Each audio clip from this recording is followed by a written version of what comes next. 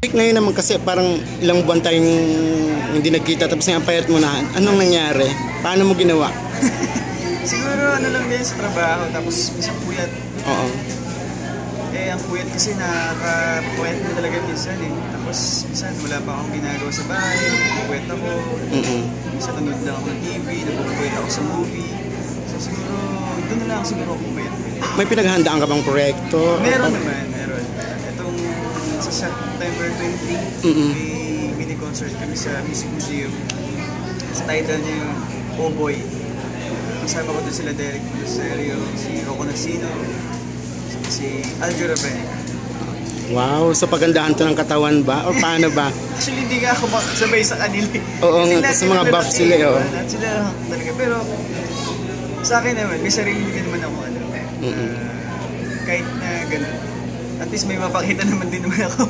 Paano nabuo yung concert? Nung simula nung nag-artist center ako, then pinasok nila ako ni Miss Tracy, mismo ng GMA, gumawa kami ng concert. Kahit pa paano, di ba, sa mga fans na nagmamahal sa amin, may pakita namin sa kanila na hindi lang kami marunong umarte, marunong din kami sumayaw, manta, concerts. TV projects, meron na ba? Projects, may upcoming show ko this month, pero hindi pa pinapasabi ng trailer kung anong title.